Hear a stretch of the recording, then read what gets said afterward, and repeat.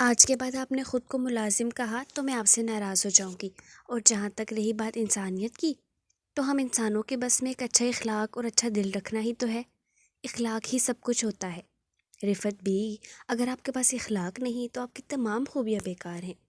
وہ محبت سے ان کو سمجھاتے کچن سے باہر نکل کر ہال کمرے میں آئی تو دیکھا رشوان کی کال آ رہی تھی۔ اس نے فون اٹھا کے کان پر لگایا تھا۔ السلام علیکم، کیسے ہیں جناب؟ مجھے تو بھول ہی گئے تھے۔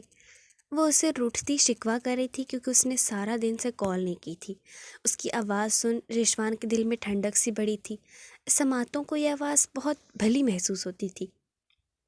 وعلیکم السلام یار، نہیں بھولا تھا اپنی جان کو، بس تھوڑا بیزی تھا۔ اب تم ایک کام کرو، وہ جو ہم نے بلیک کلر کی فراک خریدی تھی نا، وہ پہن کر تیار ہو جاؤ، میں بھی فریش ہو کے آتا ہوں، پھر گھومنے چلیں گے۔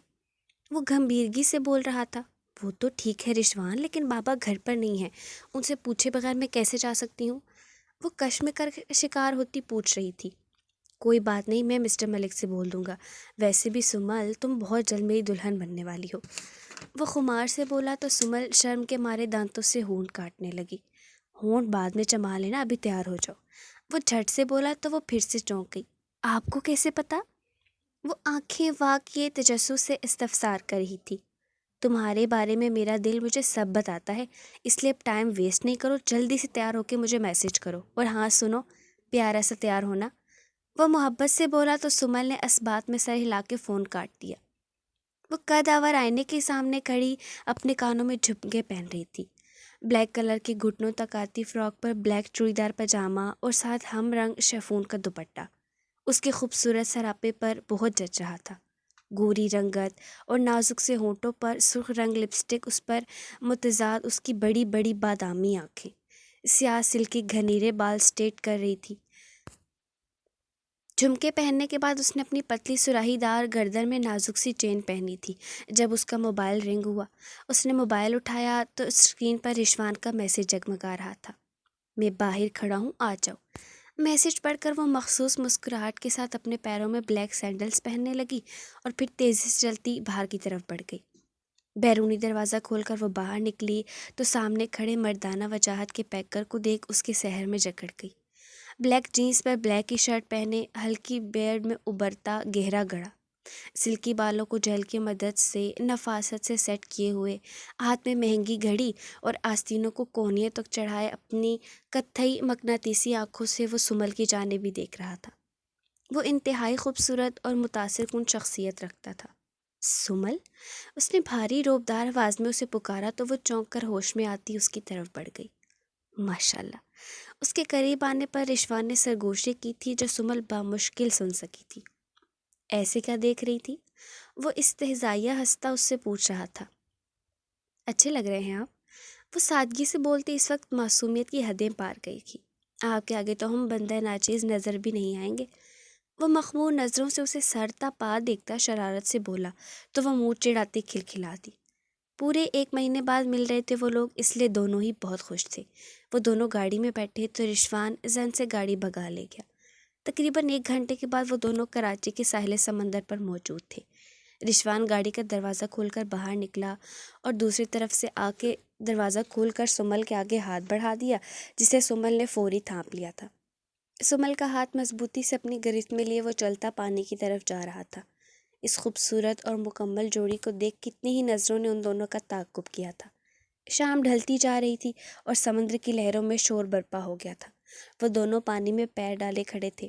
سمل نے رشوان کا بازو کس کے پکڑا ہوا تھا۔ وہ ہیلز پہن کر بھی رشوان کے کندھے تک آتی تھی۔ ٹھنڈی ہوا کے پرسکون جھونکے ان دونوں کو راحت بخش رہے تھے۔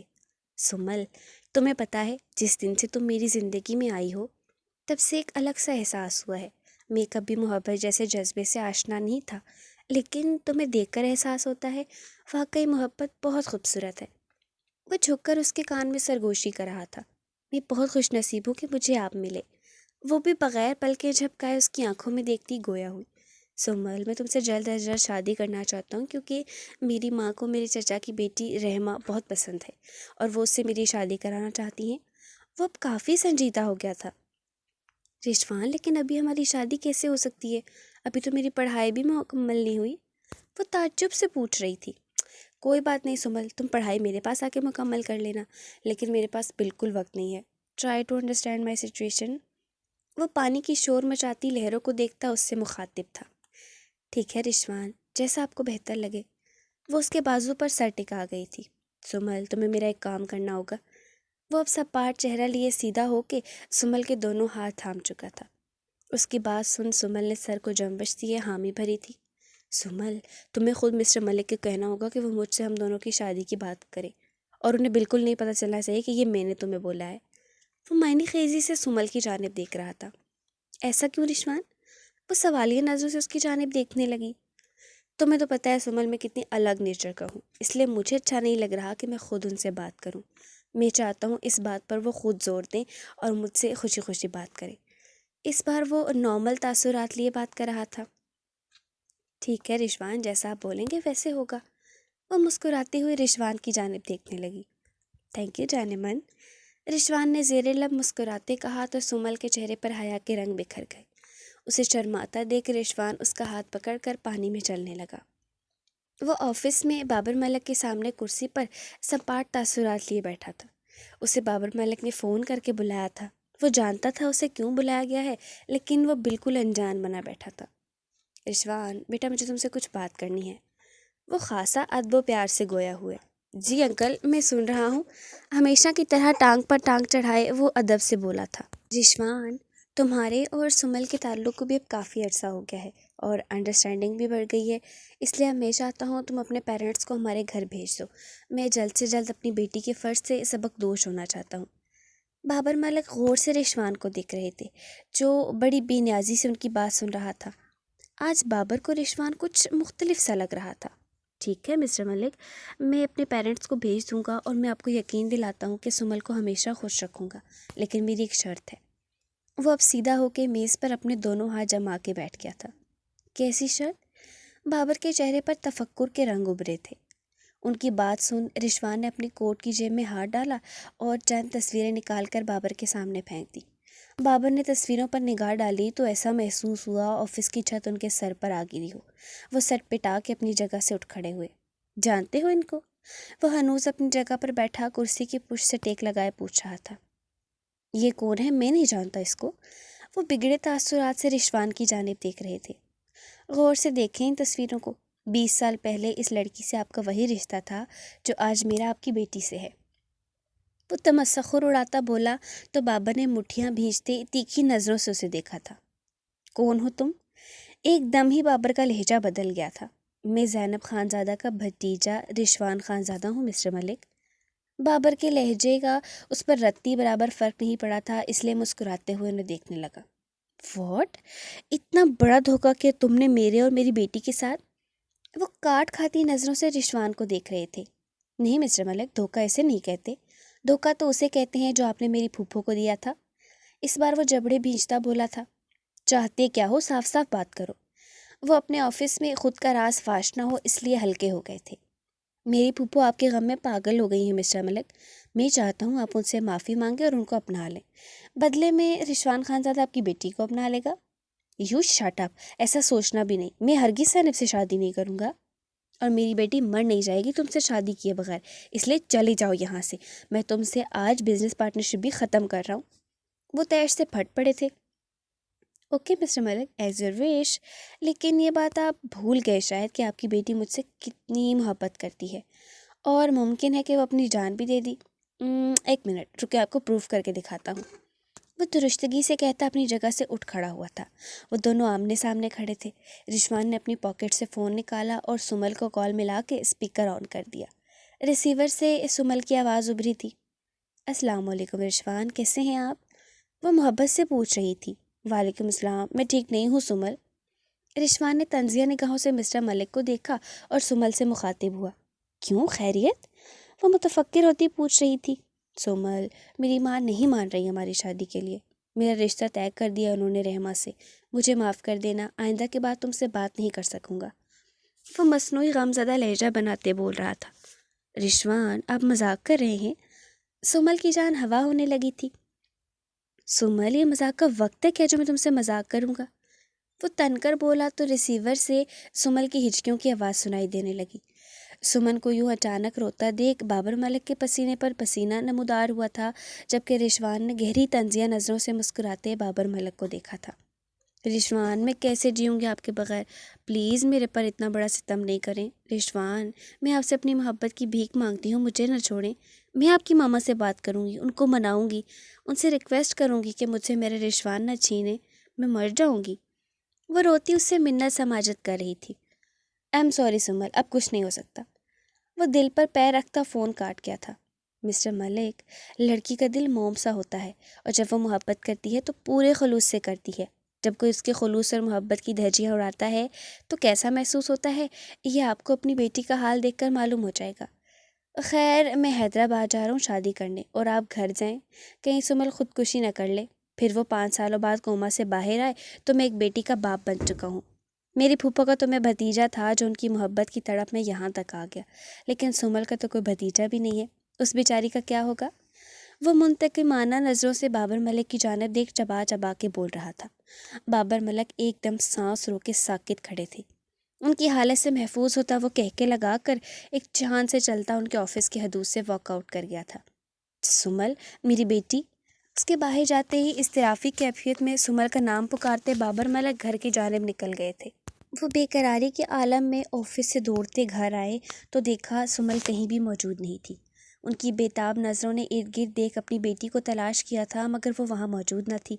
دل میں ایک عجیب سا خوف پھیل سا گیا تھا۔ رفت بی، سمل کہاں ہے؟ فرنیچر کی ڈسٹنگ کرتی رفت بی کو دیکھ انہوں نے پریشانی سے استفسار کیا تھا۔ سمل بی بھی اپنے کمرے میں ہے، سب خیریت تو ہے نا؟ بابر کے چہرے کے اڑے رنگ دیکھ وہ بھی پریشان ہو گئی تھی، لیکن بابر ان کی بات کا جواب دیے بغیر تیزی سے سیڑھیاں چڑھتے سمل کے کمرے کی طرف آئے تو دیکھا اس کا کمرہ لاک تھا۔ سمل، دروازہ کھولو۔ انہوں نے بری طرح سے دروازہ پیٹ دیا تھا۔ سمل جو بیڈ پر بیٹھی رو رہی تھی، اپنے بابا کی آواز سن اس نے اٹھ کر دروازہ کھولا اور ان کے سینے سے جا لگی۔ میری بیٹی، کیا ہوا؟ وہ ان کے سینے سے لگے رو رہی تھی، یہ دیکھ بابر کی جان نکلنے لگی تھی۔ بابا، رشوان نے مجھے چھوڑنے کی بات کی ہے، وہ میرے ساتھ ایسا کیسے کر سکتے ہیں؟ اپنے باپ کے سینے لگے سمل کے ضبط کی تنابیں ٹوٹ گئی تھیں۔ بیٹا ہمت رکھو، سمل میرا بچہ کسی کے بغیر کوئی مرتا نہیں ہے۔ وہ اس کے بالوں میں ہاتھ پھیرتے اسے دلاسا دینے لگے۔ بابا، انسان مرتا نہیں ہے لیکن جیتا بھی کون سا ہے؟ ایک طریقے سے زندگی تو ختم ہی ہو جائے گی نا۔ پسندیدہ شخص کا مقابلہ تو دنیا کا حسین ترین مرد بھی نہیں کر سکتا۔ لوگ کیوں محبت کو نہیں سمجھتے بابا؟ اتنے خالص جذبے کو مذاق بنا دیتے ہیں صرف اپنی وقتی تسکین اور وقت گزاری کی خاطر۔ کیا ملتا ہے لوگوں کو ایسا کر کے؟ حقیقی زندگی کیوں افسانی زندگی سے اتنی مختلف ہوتی ہے بابا؟ رشوان کو مجھ پر ذرا برابر رحم نہیں آیا۔ کیا کسر چھوڑی تھی میں نے محبت میں؟ وہ بری طرح روتی ہوش و حواس سے بیگانہ ہوتی اپنے باپ کی باہوں میں جھول گئی۔ رفت بھی، ڈاکٹر کو کال کریں، سمل کو پتہ نہیں کیا ہو گیا ہے۔ اسے بے ہوش ہوتا دیکھ بابر کی تو جان نکل گئی تھی۔ وہ سمل کو سہارا دے کر بیڈ تک لائے اور اسے بستر پر لٹا کے اس کا گال تھپ تھپانے لگے، مگر وہ ہنوز آنکھیں بند کیے ساکت لیٹی تھی۔ رفت بھی نے بابر کی آواز سن فوراً ان کے فیملی ڈاکٹر کو کال کر دی تھی۔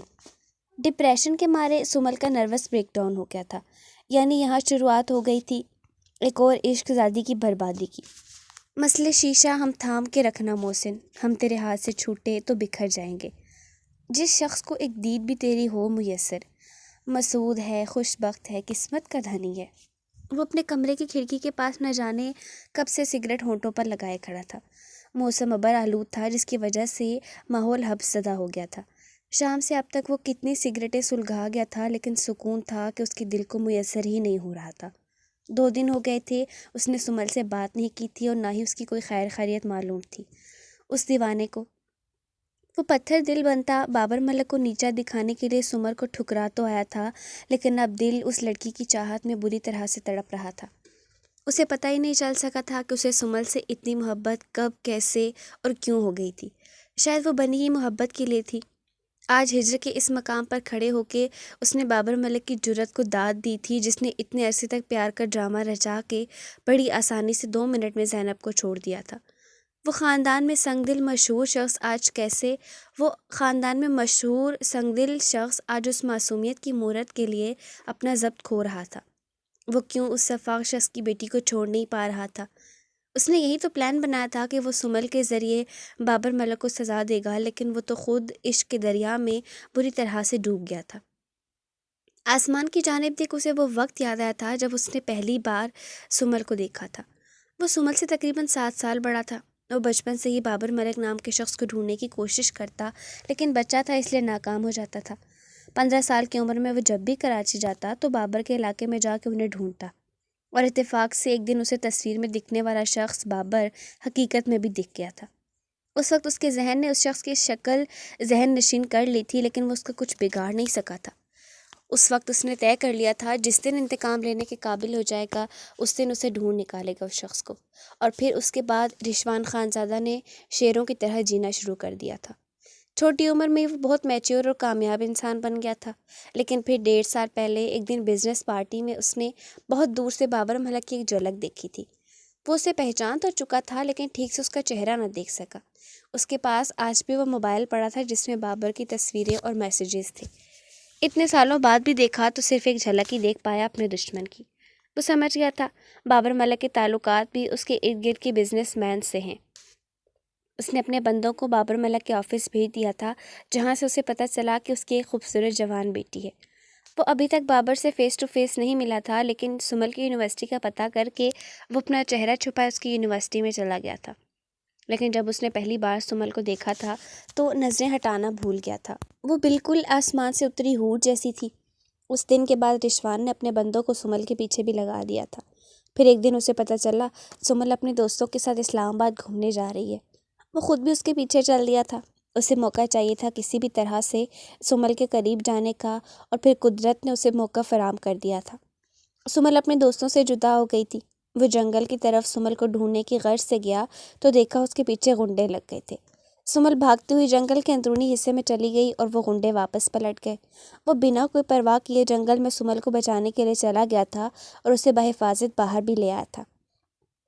جنگل سے باہر نکل کر اس نے دوسری بار سمل کا چہرہ دیکھا تھا۔ چونکہ وہ اس کے قریب کھڑی تھی اس لیے پہلے سے بھی زیادہ پیاری معلوم ہو رہی تھی۔ وہ بے ساختہ ہی اسے دیکھ کے مسکرا دیا تھا۔ اس دن اس نے سوچ لیا تھا اس لڑکی کو اپنے کھیل میں نہیں گھسیٹے گا، لیکن پھر جب اس نے حویلی جا کے اپنی پھوپھو کی حالت دیکھی تو دل برداشتہ ہو گیا۔ اس کے پاس کوئی اور راستہ نہیں تھا بابر ملک کو اس کی پھوپھو تک لانے کا۔ اس کی جان سے زیادہ پیاری پھوپھو آج تک اس کا انتظار کر رہی تھی۔ حویلی سے واپس آ کے اس نے بابر ملک کو پارٹنرشپنگ آفر کی تھی، اور اس کی سوچ کے برعکس بابر نے یہ پارٹنرشپ ایکسیپٹ کر لی تھی۔ بزنس ریلیشن کے ساتھ اس نے بابر سے پرسنل ریلیشن بھی بڑھا لیا تھا، اور پھر ایک دن بابر نے خود ہی اس کا کھیل آسان کر دیا، اسے سمل سونپ دی تھی۔ وہ جانتا تھا اس نے غلط راستہ اختیار کیا تھا، لیکن بچپن سے دل میں لگی آگ بجھانے کے لیے اور بابر کو واپس زینب کی زندگی میں لے جانے کے لیے یہ بہت ضروری تھی۔ وہ اپنی پھوپھو کا بے انتہا لاڈلا بھتیجا تھا، اور اپنی پھوپھو سے وہ بے انتہا محبت کرتا تھا۔ اپنی پھوپھو کی ادھوری محبت پوری کرنے میں وہ خود کیسے محبت کر بیٹھا تھا۔ وہ تو لڑکیوں کو نظر اٹھا کر بھی نہیں دیکھتا تھا، لیکن سمل کے آگے وہ پگھل گیا تھا۔ اس کی کزن رحمہ اسے دیوانوں کی طرح چاہتی تھی، لیکن وہ کبھی اسے نظر اٹھا کر بھی نہیں دیکھتا تھا۔ ساری سوچوں کو جھٹک کر وہ ایک سرد آہ بھرتا، پھر سے ہونٹوں میں سگریٹ لگا کے گہرے گہرے کش بھرنے لگا۔ وہ شاور لے کر واش روم سے باہر آئی تو بیڈ پر بابر کو بیٹھا دیکھ دھیما سا مسکرا دی۔ بابر نے دکھ سے اپنی پیاری بیٹی کو دیکھا جس کے چہرے کی رونق کہیں چلی گئی تھی۔ تھوڑے ہی دنوں میں وہ بہت کمزور دکھ رہی تھی، شاید وہ راتوں میں سوتی نہیں تھی، جس کے باعث اس کی آنکھوں کے گرد گہرے سیاہ حلقے موجود تھے۔ کیسی ہے میری بیٹی؟ اس کو خاموش کھڑا دیکھ وہ خود ہی پوچھ بیٹھے۔ وہ کمرے سے نہیں نکلتی تھی، اس لیے بابر کو خود اس کے کمرے میں آنا پڑا تھا۔ میں ٹھیک ہوں بابا، وہ دھیرے سے کہہ کر تولیے سے اپنے بال خشک کرنے لگی۔ رشوان سے بات ہوئی تھی تمہاری؟ وہ اب تشویش سے استفسار کر رہے تھے۔ انہیں ڈر تھا کہ کہیں رشوان ان کی بیٹی کو ان کے بارے میں نہ بتا دے۔ اس لیے تو وہ زینب کے پاس نہیں جا رہے تھے کہ سمل کو حقیقت پتہ چل جاتی، ورنہ زینب سے معافی مانگنے کی تو ان کی برسوں سے خواہش تھی۔ قدرت نے ان سے انتقام لے لیا تھا۔ پچھلے 20 سالوں سے وہ اپنی زندگی محنت و جدوجہد سے گزارتے آ رہے تھے، لیکن سکون ان کو بھی میسر نہیں تھا۔ بیوی کے معاملے میں بھی انہوں نے بڑی چوٹ کھائی تھی۔ مختصر یہ کہ زینب کو چھوڑنے کے بعد بابر ملک کو پھر کبھی محبت نصیب نہیں ہوئی تھی۔ نہیں بابا، اس کا فون آف جا رہا ہے۔ بابا آپ نے بات نہیں کی رشوان سے؟ وہ دھوک سے گھائل ہوتی استفسار کر رہی تھی۔ میں گیا تھا اس کے آفس، لیکن وہ آفس نہیں آ رہا۔ وہ صفائی سے جھوٹ بول رہے تھے۔ سمل، تمہارے سیمسٹر شروع ہو رہے ہیں، کمرے سے باہر نکلو، کھاؤ پیو اور پڑھائی پر توجہ دو، وہ کڑک لہجے میں بولے تو سمل نے سختی سے اپنے لب بھینچ لیے۔ بابا میں اب آگے نہیں پڑھ سکتی، میری مینٹلی کنڈیشن ٹھیک نہیں ہے۔ وہ سرد پن سے بولتی بالکنی میں جا کے اپنے بال سلجھانے لگی تھی۔ سمل پاگل ہو گئی ہو، اپنا پورا سال برباد کر دو گی۔ وہ بیڈ سے اٹھ کر اس کے پیچھے بالکنی میں آئے تھے۔ بابا آپ سال کی بات کریں یا میری زندگی برباد ہو گئی ہے؟ میرا دل پل پل مر رہا ہے اور عنقریب میں بھی مر جاؤں گی۔ اس کی آنکھوں کے کنارے بھیگنے لگے تھے۔ اس کا اذیت ناک لہجہ دیکھ بابر ایک لفظ نہ بول سکے تھے۔ وہی ہو گیا تھا جس کا انہیں ڈر تھا۔ ان کے گناہوں کی سزا ان کی بیٹی بھگت رہی تھی۔ وہ خود کی کیفیت پر ضبط کرتے خاموشی سے اس کے کمرے سے نکل گئے تھے۔ آدھی رات کے پہر وہ ٹیرس پر نگاہ اسما کی طرف مرکوز کیے بیٹھے تھے۔ رشوان صرف سمل کے لیے ہی نہیں بلکہ بابر ملک کے لیے بھی بہت خاص تھا۔ وہ اسے اپنا بیٹا مانتے تھے۔ انہیں آج اپنے دل میں وہ تکلیف محسوس ہو رہی تھی جو 20 سال پہلے ان کی وجہ سے کسی نے محسوس کی تھی۔ کوئی اپنا چھوڑ جائے تو دل پھٹنے کے در پر آ جاتا ہے، ہر پل سانس گھٹتی محسوس ہوتی ہے۔ ان سے اپنی بیٹی کی حالت نہیں دیکھی جا رہی تھی، لیکن کیا کرتے، بے بس تھے۔ زینب اور اس کے گھر والوں کا سامنا کرنے کی ہمت نہیں تھی ان میں۔ جس دن انہیں پتہ چلا تھا کہ کوما میں چلی گئی ہے، اس کے بعد انہوں نے مدیحہ سے شادی کر لی تھی، لیکن مدیحہ بھی ان کے گناہوں کی سزا تھی۔ بابر اسے جتنا پیار کرتے تھے وہ ان کو اتنے ہی دھوکے دیتی، اور پھر شادی کے 7 سال بعد ہی مدیحہ کا اپنے عاشق کے ساتھ بہت برا روڈ ایکسیڈنٹ ہوا تھا جس میں وہ دونوں ہی مارے گئے تھے۔ مدیحہ کی موت کے وقت سمل 6 سال کی تھی، لیکن پھر بھی بابر نے دوسری شادی نہیں کی تھی۔ انہوں نے اکیلے ہی اپنی بیٹی کی پرورش کی، اسے لاڈ پیار سے پالا تھا، لیکن آج وہ اس کی خوشیوں کے لیے کچھ نہیں کر پا رہے تھے۔ انہوں نے آسمان کی جانب دیکھتے اپنے دونوں ہاتھ جوڑے اور کرب سے آنکھیں موند لیں۔ مجھے معاف کر دے میرے خدا۔ وہ خدا کے آگے گڑ گڑا رہے تھے، لیکن اس بات سے بے خبر تھے کہ جب تک خدا کا بندہ معاف نہ کر دے، خدا بھی معاف نہیں کرتا۔ وہ آج بابر کو یونیورسٹی جانے کا کہہ کر رشوان کے گھر چلی آئی تھی۔ اس کے بس سے باہر ہو گیا تھا اپنے دل پر جبر کرنا۔ وہ رشوان کے گھر میں داخل ہوئی تو وہ ڈائننگ ٹیبل پر بیٹھا ناشتہ نوش فرما رہا تھا۔ سمل کو دیکھتے ہی وہ ناشتہ چھوڑ کر اٹھ کھڑا ہوا تھا۔ تم یہاں کیا کر رہی ہو؟ وہ سخت چتونوں سے اسے گھورتا پوچھنے لگا۔ آپ سے ملنے آئی ہوں رشوان۔ وہ اس کا سخت لہجہ دیکھ دل ملائی تھی۔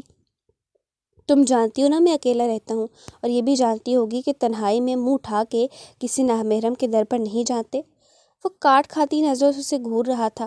اسے اس کم عقل لڑکی پر بہت غصہ آ رہا تھا جو صبح سویرے اکیلے تنہا اس کے گھر پر کھڑی تھی، اور اتفاق کی بات تھی کہ وہ آج گھر میں اکیلا تھا، ملازم سارے چھٹی پر تھے۔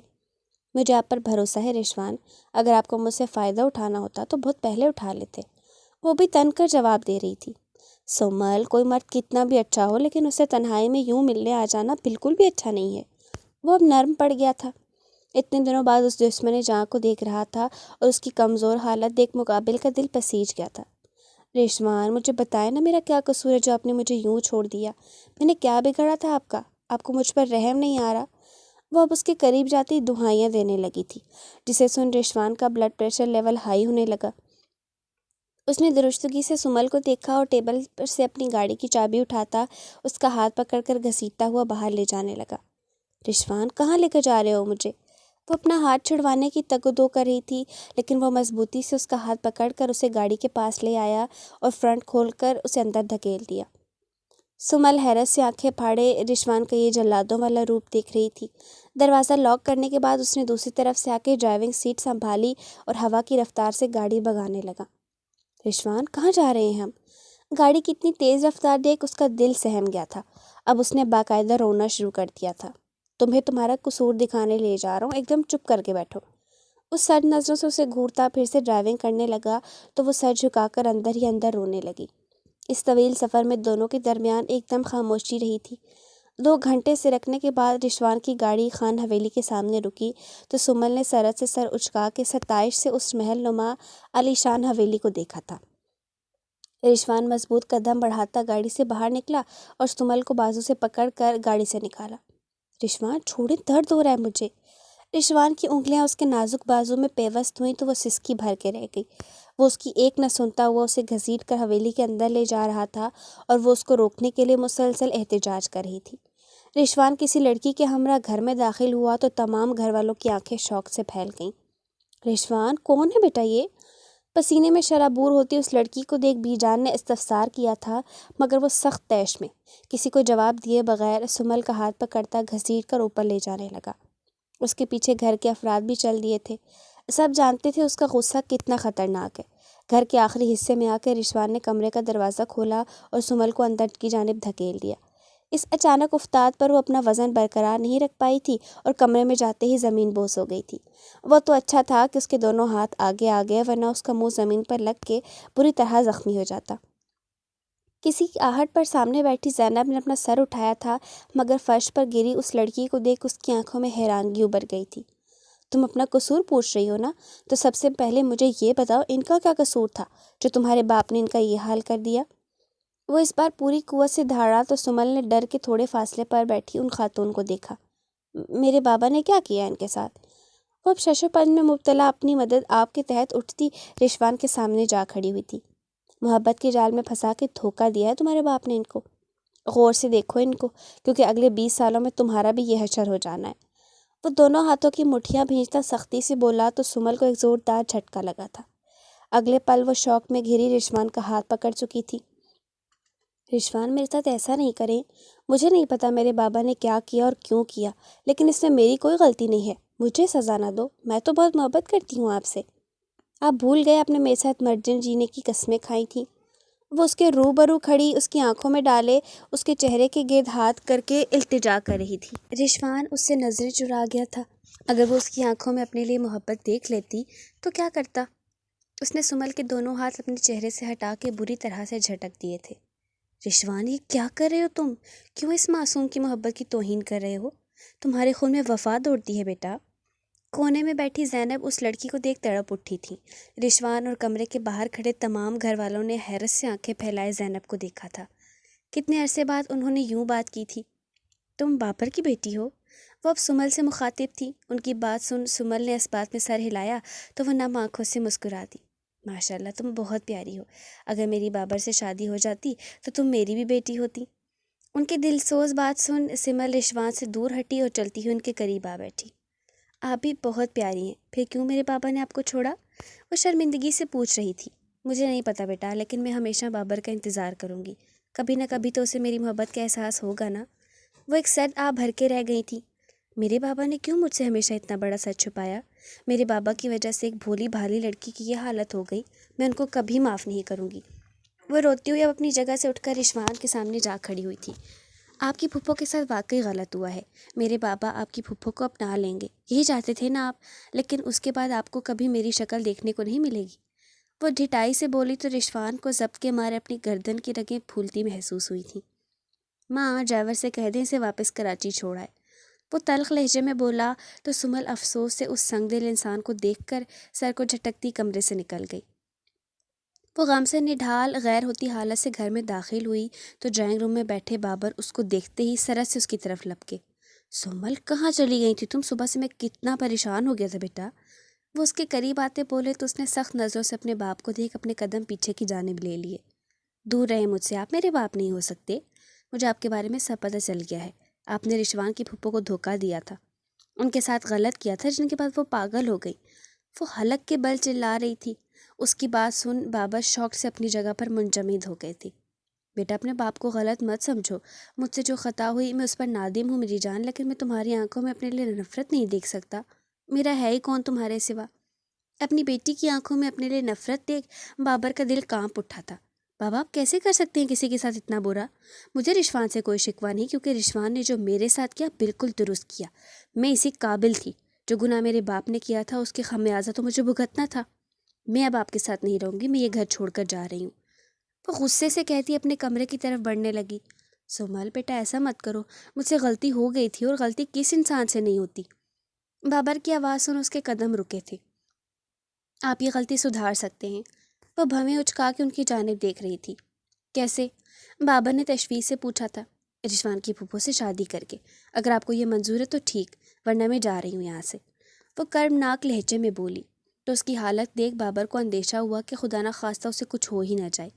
سمل، مجھے تمہاری طبیعت ٹھیک نہیں لگ رہی بیٹا، ہم اس بارے میں بعد میں بات کرتے ہیں۔ اس کا زرد پڑتا چہرہ دیکھ وہ ڈرنے لگے۔ نہیں بابا، میں ٹھیک ہوں، آپ مجھے اب ہی جواب دیں۔ اتنے بڑے انکشاف کا پہاڑ ٹوٹنے پر اس کا جسم کپ کپا رہا تھا۔ میں تیار ہوں بیٹا، اب تو معاف کر دو اپنے باپ کو۔ چند پل سوچنے کے بعد انہوں نے حامی بھر لی تھی۔ جس دن آپ کا ان سے نکاح ہوگا اس دن معاف کر دوں گی آپ کو۔ وہ دھیما سا مسکراتی کچھ کھانے کے لیے کچن کی طرف بڑھ گئی تھی۔ وہ آسمانی رنگ کی قمیص شلوار میں ملبوس ہم رنگ شیفون کا دوپٹہ کندھے پر پھیلائے، دوسرے کندھے پر پرس لٹکائے بابر ملک کے ساتھ خان حویلی کی چوکھٹ پر کھڑی تھی۔ باروب شخصیت کے حامل بابر کو دیکھ خان حویلی میں افراتفری مچ گئی تھی۔ وہ تو شکر تھا حویلی کے مرد زمینوں پر گئے ہوئے تھے، ورنہ اب تک خون خرابہ ہو چکا ہوتا۔ بی جان، ہمیں زینب پھپھو سے ملنا ہے۔ وہ ادب سے گویا ہوئی تو بی جان نے اپنی بہو سبین کو انہیں اوپر لے جانے کا حکم دیا۔ ملازموں کے چہرے پر ایک الگ سی خوشی تھی، جبکہ بی جان کی آنکھوں میں جگنو چمک رہے تھے کہ اب ان کی بیٹی زندگی کی طرف واپس لوٹ آئے گی۔ سمل اپنے بابا کا بازو پکڑ کر اعتماد سے چلتی سیڑھیاں چڑھ رہی تھی، لیکن دل میں ڈر تھا کہ کہیں وہ ظالم انسان اسے ٹکرا نہ جائے۔ سبین نے کمرے کا دروازہ کھولا تو سمل سینے پر ہاتھ باندھے دروازے پر کھڑی ہو گئی اور بابر کمرے کے اندر داخل ہو گئے۔ وہ اندر داخل ہوئے تو دیکھا وہ گھٹنوں کے گرد ہاتھ لپیٹے، سر گھٹنوں میں چھپائے آنکھیں موندے بیٹھی تھی۔ گڑیا؟ ان کی آواز لرز رہی تھی، جبکہ مقابل کو ایسا لگا جیسے آج اس کی روح فنا ہو جائے گی۔ اس نے جھٹکے سے سر اچکایا اور ناسمجھی سے بابر کی جانب دیکھنے لگی۔ بابی، تم آ گئے؟ وہ خوشی کے مارے چیخ اٹھی تھی، جبکہ اس کی حالت دیکھ بابر کا دل جیسے کسی نے مٹھی میں لے لیا تھا۔ میں نے کتنا انتظار کیا تمہارا۔ گڑیا فرتے جذبات میں ڈوبی پوچھنے لگی۔ اس کی آنکھوں سے آنسوں کی لڑیاں زاروں قطار بہنے لگی تھی۔ ہاں گڑیا، میں آ گیا ہوں۔ بابر ڈھلتے وجود کے ساتھ چلتے ہوئے ان کے سامنے گھٹنے ٹیک کے بیٹھ گئے تھے۔ مجھے پتا تھا تم ضرور آؤ گے۔ گڑیا کی آنکھیں چمک رہی تھی جیسے کسی نے دیے جلا دیے ہوں۔ مجھے معاف کر دو گڑیا، میں نے تمہارے ساتھ بہت غلط کیا، لیکن اب میں وعدہ کرتا ہوں تمہارے سارے دکھوں کو ازالہ کروں گا۔ بابا نے ان کے گال پر ہاتھ رکھتے محبت سے کہا تو وہ مضطرب ہوتی آگے بڑھ کر ان کے سینے سے جا لگی اور آنسوؤں کے ذریعے اپنے دل کا گرد و غبار نکالنے لگی۔ مجھے چھوڑ کر مت جانا بوبی، میں نے ہجرت کے بہت کٹھن پھل کاٹے ہیں۔ میں تم سے بہت محبت کرتی ہوں، اور دیکھو میری سچی محبت ہے نا، اس لیے تم میرے پاس واپس آ گئے۔ وہ بری طرح سے رو رہی تھیں۔ آج بھی اس کی محبت کی اتنی شدت دیکھ بابر کی آنکھوں کے کنارے بھی بھیگ گئے تھے۔ وہ گڑیا کے بالوں میں ہاتھ پھیرتے انہیں دلاسا دیتے اس سے معافیا مانگ رہے تھے۔ سمل دروازے پر کھڑی ان دونوں کو دیکھ رہی تھی۔ گڑیا کا کرب دیکھ اس کی آنکھیں نم ہونے لگیں تو وہ کمرے سے نکل کر باہر کی طرف جانے لگی۔ اپنی رو میں چلتی جب وہ سیڑھیوں کی طرف جا رہی تھی، جب اوپر آتے پہاڑ جیسے شخص کے چوڑے سینے سے ٹکرائی۔ تصادم اتنا زبردست تھا کہ وہ سیڑھیوں کی طرف ڈھلک گئی۔ اس سے پہلے وہ نیچے گرتی، مقابل اسے کمر سے پکڑتا اپنے حصار میں لے چکا تھا۔ گہری کتھئی مقناطیسی آنکھوں میں اپنے محبوب کو دیکھ تشنگی ابھر آئی تھی۔ رشوان کے اتنا قریب خود کو پا کے وہ سر پٹا کے اس کی گرفت سے نکلنے لگی تھی، مگر مقابل کی گرفت اتنی سخت تھی کہ وہ خود کو آزاد نہ کر سکی۔ کیا بدتمیزی ہے یہ، چھوڑے مجھے۔ خف سے لال ہوتے چہرے سے وہ تل ملائی تھی۔ یہاں کیا کر رہی ہو؟ مقابل اس کی بات گول مول کرتا خود سوال کر گیا تھا۔ اپنی دوسری ماما کو لینے آئی ہوں، آپ کو کسی خوش فہمی میں رہنے کی ضرورت نہیں ہے۔ وہ برابری سے منہ زوری کر رہی تھی۔ اس کی بات سن رشوان کو ایک خوشگوار حیرت ہوئی تھی۔ مسٹر ملک آئے ہیں؟ وہ تشویش سے پوچھ رہا تھا۔ جواب میں سمل نے اسبات میں سر ہلایا تو رشوان نے سمل پر گرفت ڈھیلی کر دی۔ اس سے دور ہوتے ہی وہ تلخی سے اسے دیکھتی گڑیا کے کمرے کی طرف بھاگ گئی تھی۔ بابر کے ساتھ کچھ وقت گزارنے کے بعد زینب کو پھر سے دورے پڑنے لگے تھے۔ ان کی حالت خراب ہونے لگی، جسے دیکھ رشوان نے ان کو بے ہوشی کا انجیکشن لگا دیا تھا۔ سمل اور بابر دونوں ہی ان کی یہ حالت دیکھ پریشان ہو گئے تھے۔ رشوان نے بابر سے کوئی بات نہیں کی تھی، البتہ اس کی نظریں بس سمل پر ہی اٹکی تھیں جو رشوان کو بالکل نظر انداز کر رہی تھی۔ بابر شرمندہ نظروں سے تمام گھر والوں کو دیکھتے تخت پر بی جان کے پاس جا بیٹھے تھے۔ مجھے معاف کر دیں، میری وجہ سے آپ سب نے اتنی اذیتیں برداشت کی، لیکن یقین مانیں زندگی نے مجھ سے گڑیا کا بدلہ سود سمیت نکالا ہے۔ میں بہت عرصے سے گڑیا کے بارے میں سوچتا آ رہا تھا، لیکن کبھی آپ سب سے نظریں ملانے کی ہمت نہیں پڑی، اس لیے یہاں نہیں آیا۔ آج اپنی بیٹی نے ساتھ دیا اور حوصلہ بڑھایا تو میں چلا آیا۔ میں گڑیا سے شادی کرنا چاہتا ہوں۔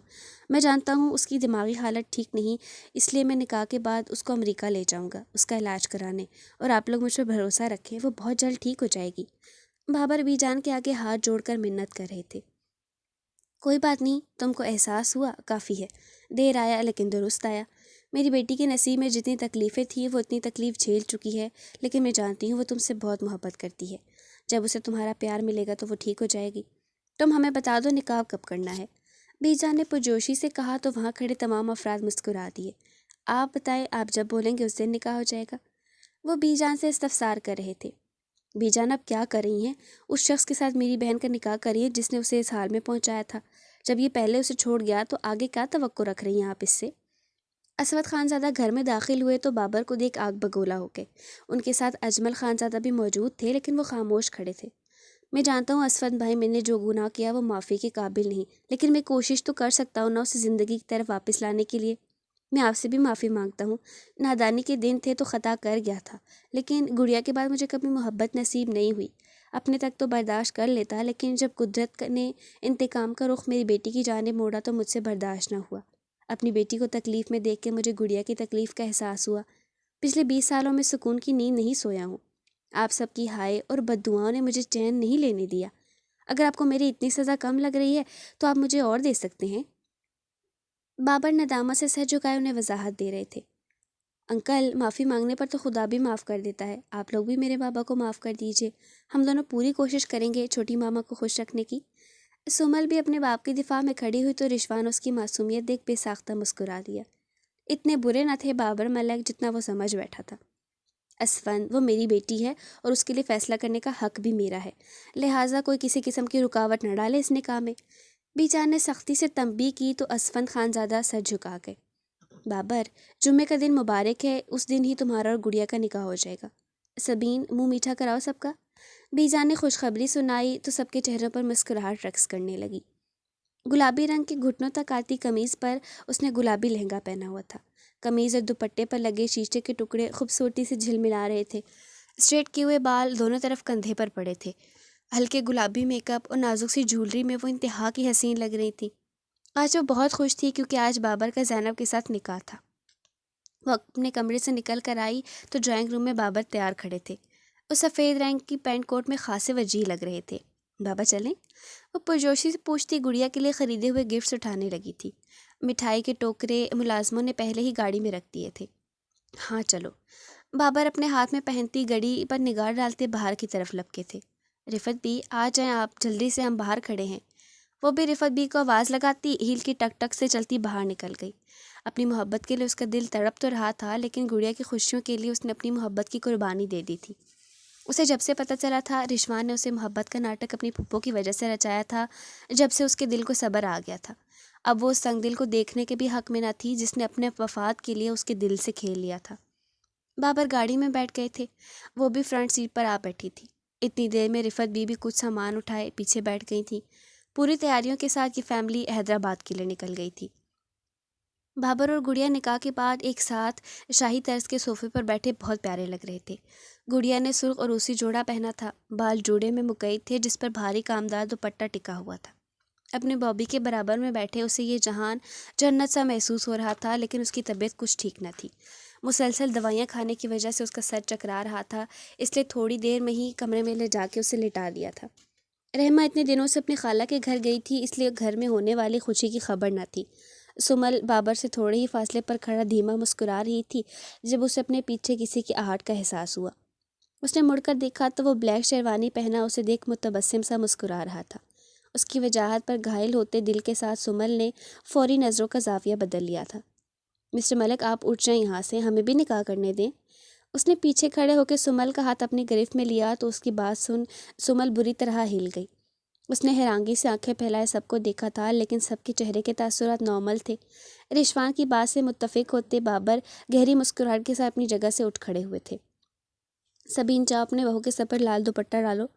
بی جان نے حکم جاری کیا تو سبین اپنی پیاری سی بہو پر صدقے واری ہوتی دوپٹہ لینے چلی گئی۔ پاپا، یہ سب کیا ہو رہا ہے؟ وہ تعجب سے پوچھ رہی تھی۔ بیٹا، تمہارا نکاح ہے رشوان کے ساتھ، اب جب میں اور گڑیا باہر جائیں گے تو تمہارا خیال کون رکھے گا؟ اس لیے بی جان اور میں نے یہی طے کیا تھا آج تمہارا اور رشوان کا بھی نکاح کر دیں۔ بابر کی بات سن اچانک اس کی آنکھیں چھلک گئی تھیں۔ یہ سب اتنی جلدی ہو جائے گا اس نے سوچا تک نہیں تھا۔ وہ تو سبین نے موقع پر اس کے سر پر دوپٹہ ڈال اسے گھونگھٹ کی آڑ میں دیا، ورنہ اس کے آنسو کسی سے چھپ نہ پاتے۔ اسے دوپٹہ پہنانے کے بعد سفین نے صوفے پر بٹھایا تو رشوان بھی اسٹائل سے اس کے برابر میں بیٹھ گیا۔ واللہ کیا خوبصورت جوڑی تھی ان کی۔ بی جان نے آگے بڑھ کر دونوں کی نظر اتاری۔ تھوڑی دیر میں ہی مولوی صاحب آئے تو سب کی دعاؤں تلے ان کا نکاح ہو گیا تھا۔ نکاح کے بعد بابر سمل کے برابر میں آ بیٹھے تو وہ ان کے سینے سے لگی رونے لگی۔ سمل میرا بچہ کیا ہو گیا، ایسے کیوں رو رہی ہو؟ بابر اس کی یہ کیفیت دیکھ پریشان ہو گئے تھے۔ کچھ نہیں بابا، بس ایسے ہی دل بھر آیا تھا۔ وہ اپنے آنسو صاف کرتی مسکرائی تو بابر نے اس کا ماتھا چوم لیا۔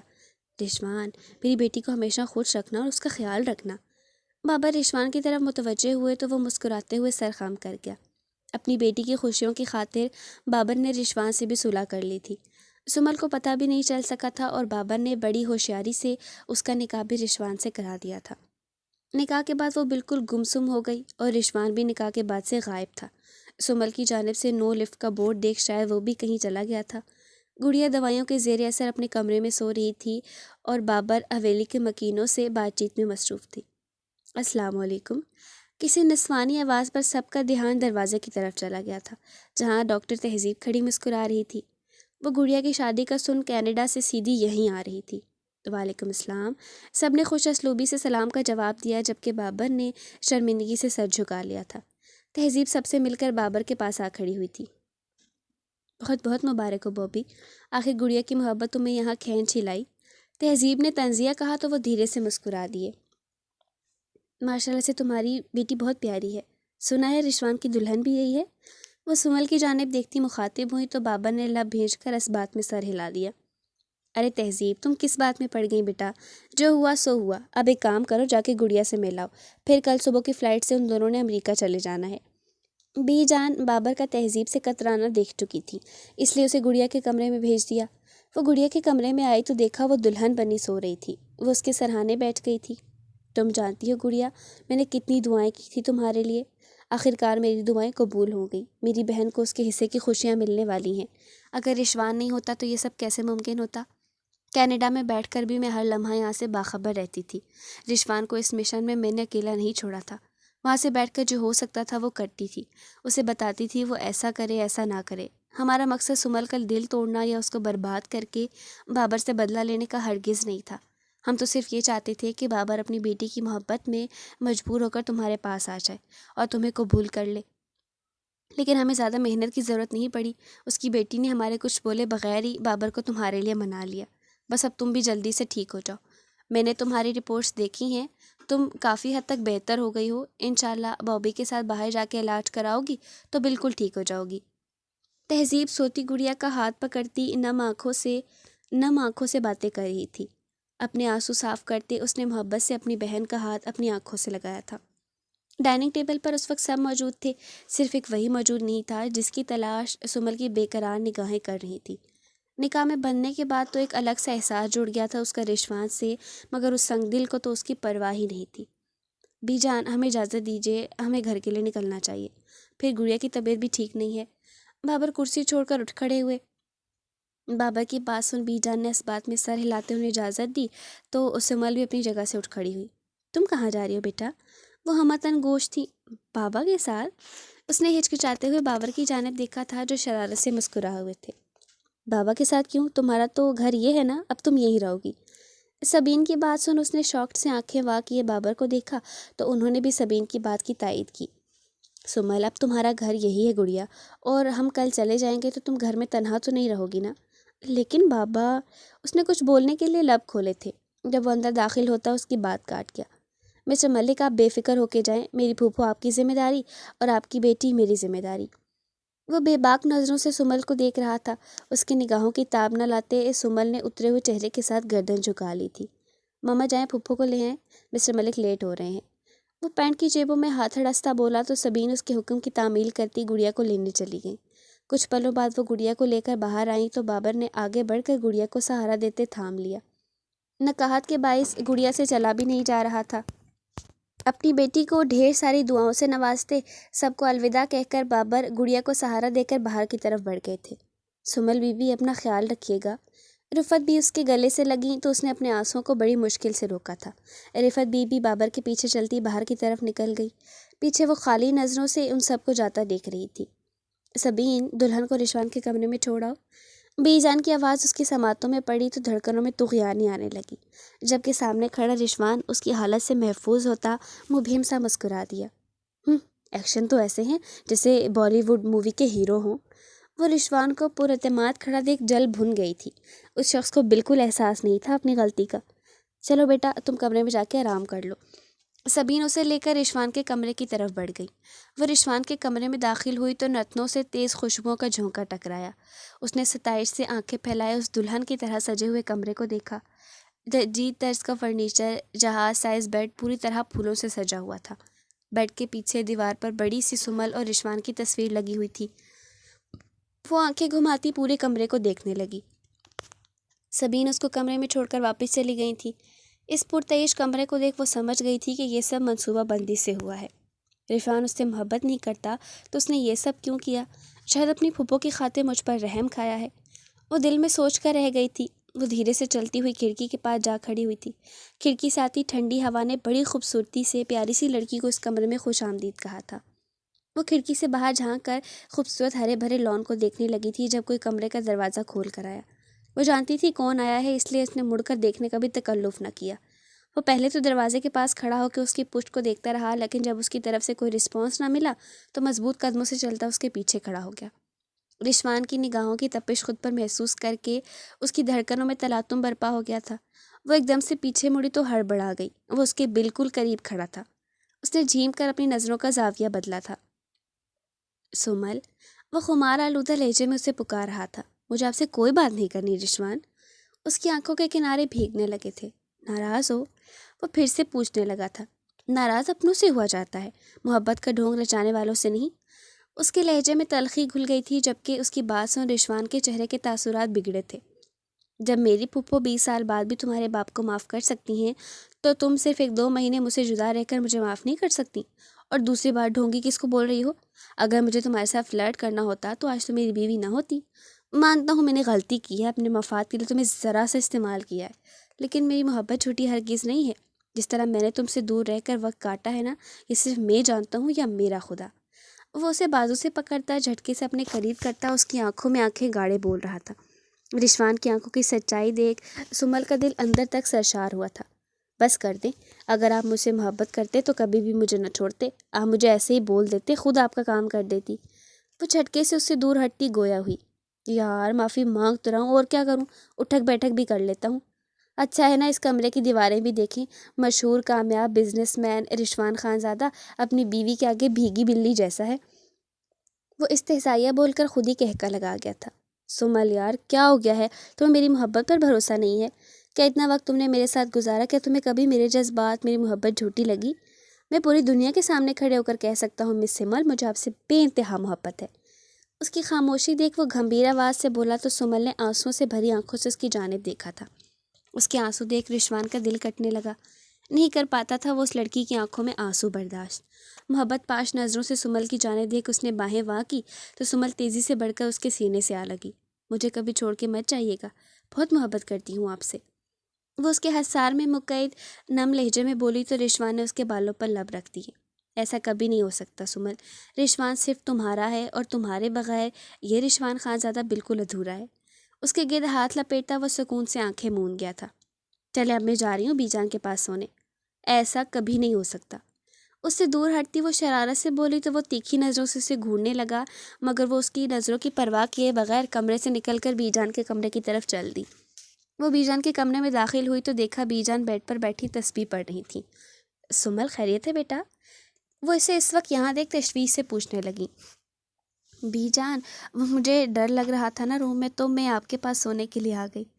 وہ جھجکتے ہوئے کہہ کر بی جان کی حیران کن نظروں کی پرواہ کیے بغیر ہی بیڈ کے پاس آ کے دوسری طرف لیٹ گئی تھی۔ بی جان اپنی شرارتی بہو کی معصومیت دیکھ سمجھ گئی تھی کہ آج ان کے پوتے نے کانٹوں پر رات گزارنی ہے۔ رشوان کی قربت کی مہک اسے اپنے وجود میں محسوس ہو رہی تھی۔